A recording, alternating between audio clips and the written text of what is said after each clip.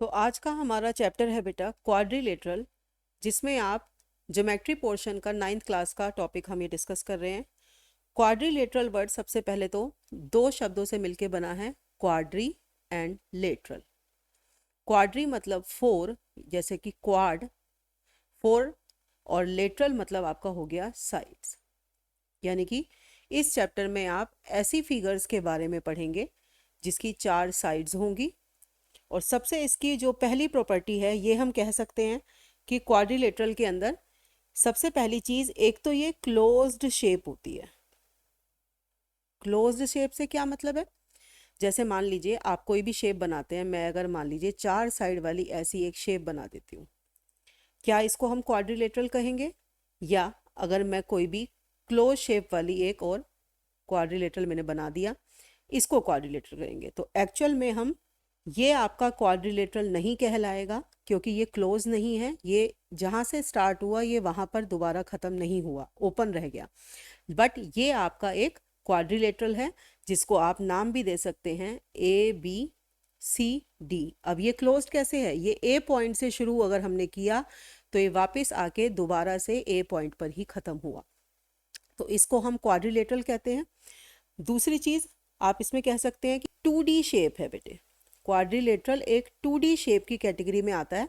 जैसे हम different different shapes अगर सोचें, सर्कल है, जैसे ये भी आपका 2D शेप में आता है, ट्राइंगल है, ये भी आपका 2D शेप में आता है, और ये क्वाड्रिलेटरल भी आपका 2D शेप में आता है। यानी कि ऐसी शेप्स जिसको आप पेपर पर ड्रॉ कर सकते हो, जैसे मैं अभी आपको ड्रॉ करके दिखा रही हूँ।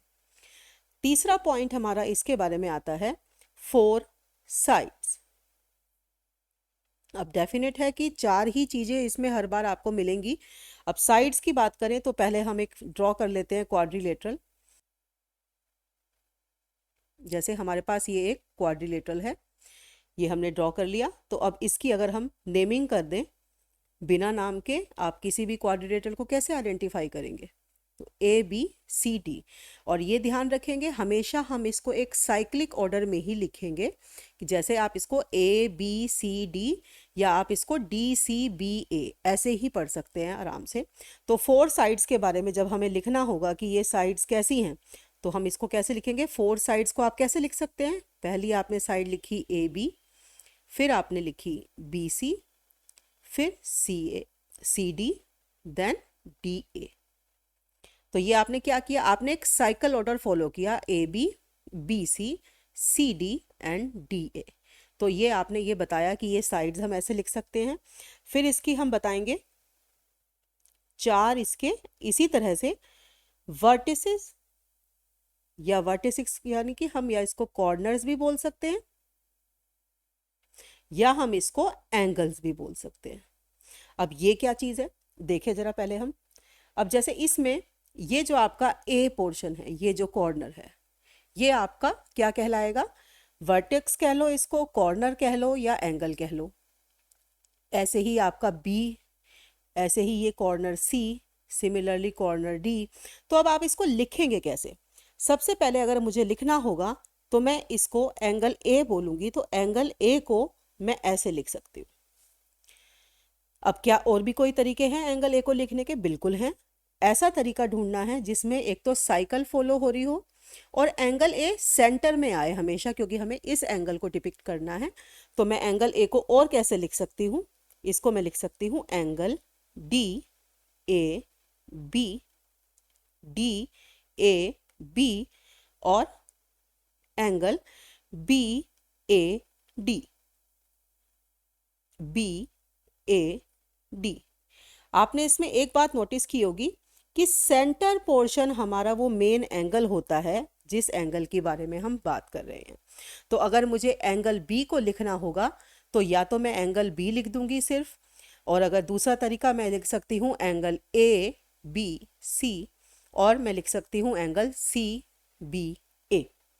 तो यानी कि इसमें हमने ये चार एंगल्स को ऐसे लिखने का तरीका हमने देखा, क्योंकि फोर एंगल से ही मिलके ये क्वाड्रिलेटरल बनेगा। और एक आपकी सबसे मोस्ट इंपॉर्टेंट पॉइंट क्वाड्रिलेटरल के बारे में जो आपको हमेशा याद रखना है, जैसे ही आप क्वाड्रिलेटरल वर्ड सुने, means sum of all angles is how much? 360 degree. ये क्वाड्रिलेटरल की एंगल सम प्रॉपर्टी है।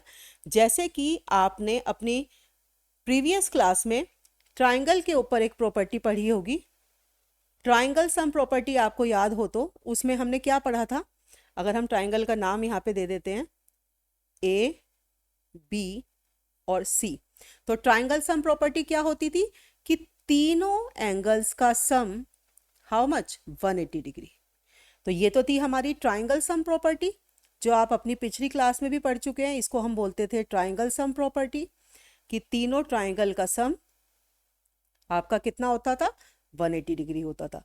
इसी तरह से आपने जो अब यहाँ पढ़ा है क्वाड्रिलेटरल के केस में, आपके चारों एंगल्स का सम, यानी कि ये वाला एंगल, ये वाला एंगल, ये वाला एंगल प्लस ये वाला एंगल, ये सारे एंगल को मिला के कितना एंगल होगा हमारा, 360 डिग्री। तो ये तो था बेटे बेसिक फीचर्स क्वाड्रिलेटरल के बारे में, जो आप जब इस चैप्टर को पढ़ेंगे, शुरुआत कर रहे हैं, तो आपको ये कंसेप्ट तो आपका बिल्कुल क्लियर होना चाहिए। तो ये क्वाड्रिलेटरल के बेसिक्स आपको क्लियर कर दिए हैं। अब हम पढ़ रहे हैं टाइप्स ऑफ क्वाड्रिलेटरल्स। पहले हमने पढ़ा जो क्वाड्रिलेटरल्स के बेसिक फीचर्स क्या होते हैं। तो टाइप्स ऑफ क्वाड्रिलेटरल्स में 6 टाइप्स के क्वाड्रिलेटरल हैं, जिसमें से आपका पहला क्वाड्रिलेटरल है ट्रेपीजियम। तो फर्स्ट क्वाड्रिलेटरल इज ट्रेपीजियम।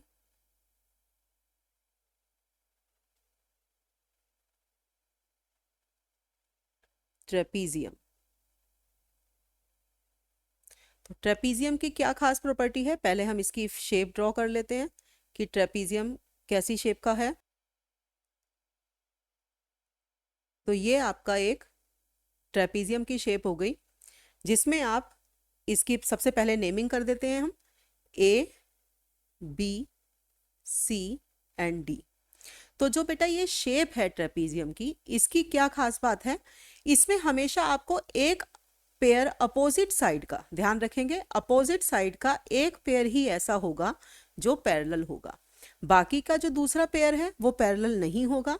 और पैरेलल होने का मतलब है कि जो इनके बीच का डिस्टेंस है, यानी कि ये वाला जो गैप है आपका, इनके बीच का डिस्टेंस है, ये हमेशा सेम रहेगा। पैरेलल लाइन की ये एक खास प्रॉपर्टी होती है कि ये जो पूरा आपका गैप है ये हर जगह सेम रहेगा, लेकिन ये बाकी के दो पेयर्स जो है कभी भी इंटरसेक्ट कर सकते हैं स्ट्रेच करने पर। तो ट्रेपीजियम के केस में हम बोल सकते हैं कि one pair of opposite side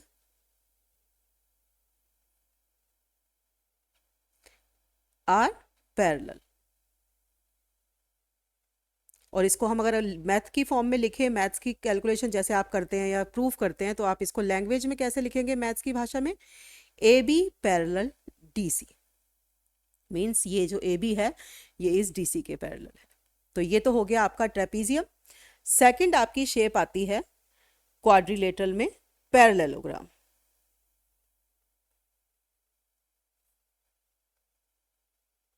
अब जैसा कि नेम में ही डिपिक्ट हो रहा है कि यहाँ पे जरूर पैरेलल लाइंस की बात की जाएगी, तो उसके लिए पहले हम एक पैरेललोग्राम बना लेते हैं।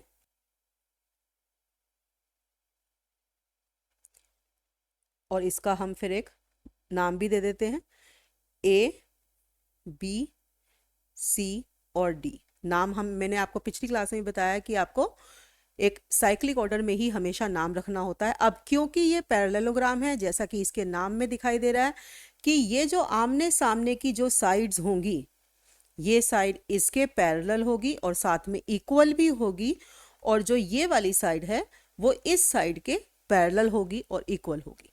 लेकिन हम इसको अब लिखेंगे कैसे, यस, इसकी कुछ प्रॉपर्टी ये कैसे लिखी जाएगी, both pair of opposite sides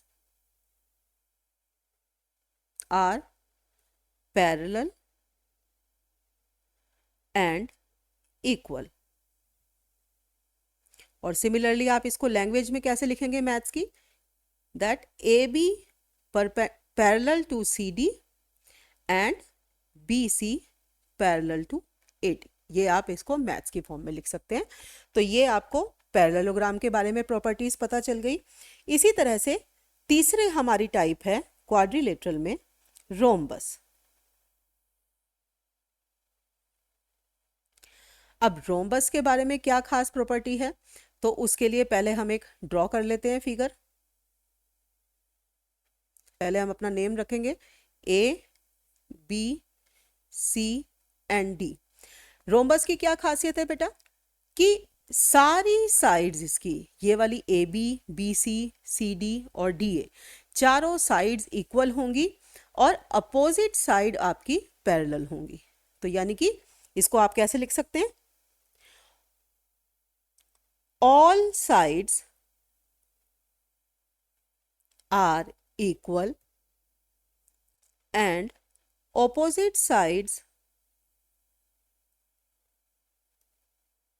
are parallel। अब जो ये लिखा है स्टेटमेंट में, इसको हम मैथ्स की लैंग्वेज में कैसे लिख सकते हैं, ऑल साइड्स आर इक्वल मतलब A B equal B C equal C D equal D A, साथ में पैरेलल भी बताना है तो इसको हम ऐसे बताएंगे कि A B parallel D C and B C parallel A D. तो ये तो हो गई आपकी रोम्बस की प्रॉपर्टी।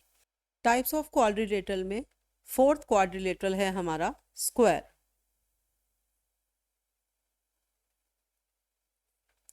अब स्क्वायर के बारे में तो आपको पहले से ही काफ़ी चीज़ें पता होंगी।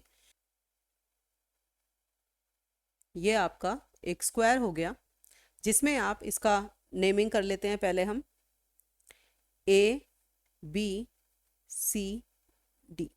अब स्क्वायर के अंदर क्या खास बात है, एक तो स्क्वायर की चारों साइड्स आपस में इक्वल होंगी और चारों एंगल्स, ये angle A, angle B, angle C, angle D, चारों एंगल कितने डिग्री के होंगे, 90 डिग्री के।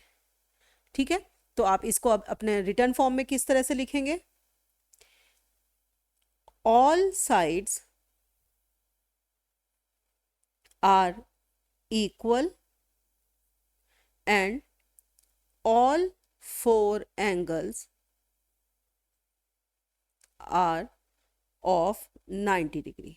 अब साथ में बेटे इक्वल हैं और ये पैरेलल भी होती हैं, क्योंकि देखो आप ये जब ये दो एंगल, इनके बीच का एंगल 90 डिग्री बन रहा है तो ऑब्वियसली ये दोनों साइड्स और ये दोनों साइड्स पैरेलल भी होंगी। तो इसमें ये भी ध्यान रहे, इक्वल भी हैं, पैरेलल भी हैं और चारों एंगल 90 डिग्री के हैं। तो मैं इसमें क्या और ऐड कर सकते हैं हम साथ में प्रॉपर्टी कि ऑपोजिट साइड्स आर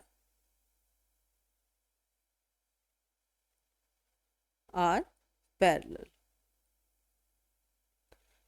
तो इसको अगर आपको मैथमेटिकली लिखना है तो हम कैसे लिख सकते हैं, A B equal B C equal C D equal D A, और साथ में हम क्या लिख सकते हैं, A B parallel D C and B C parallel A D, और बाकी के सारे एंगल्स कितने डिग्री के हैं, वो 90 डिग्री के हैं। आप चाहो तो ऐसे लिख सकते हो कि angle A equal angle B equal angle C equal angle D, how much is 90 degree.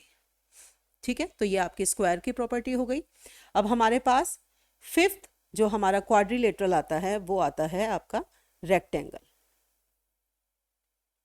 Square और रेक्टेंगल के बारे में बेटे आपको अपनी पिछली क्लासेस में भी थोड़ा बहुत इन्फॉर्मेशन होगी। तो रेक्टेंगल एक ड्रॉ करते हैं। तो रेक्टेंगल के केस में क्या होगा आपका, इसका पहले वही हमें नाम लिखना ज़रूरी है। किसी भी शेप को बनाने के बाद पहला आपका नाम करना ये बहुत ज़रूरी है।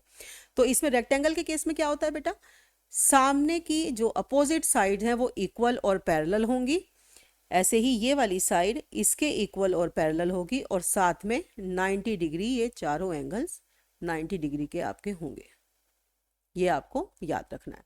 स्क्वायर और रेक्टेंगल में यही डिफरेंस है, स्क्वायर में सारी साइड्स इक्वल होती हैं, रेक्टेंगल में सिर्फ ऑपोजिट साइड इक्वल और पैरेलल होती है। ठीक है, तो इसको हम कैसे लिखेंगे, opposite sides are equal and parallel, और साथ में all angles are of 90 degree. अब मैथमेटिकली फिर से इसको हम कैसे लिखेंगे, A B equal D C and B C equal A D, और ये साथ में पैरेलल भी आप चाहो तो लिख सकते हो इसको, A B parallel D C and B C parallel A D. और एंगल्स की बात करें तो फिर से वही, angle A equal angle B equal angle C equal angle D equals to 90 degree. तो ये इसकी एक और हमारे पास रेक्टेंगल की प्रॉपर्टीज हमने कंबाइन फॉर्म में लिख ली। अब एक लास्ट आपकी शेप आती है जो आपका एक और क्वाड्रिलेटरल है, वो है आपका काइट।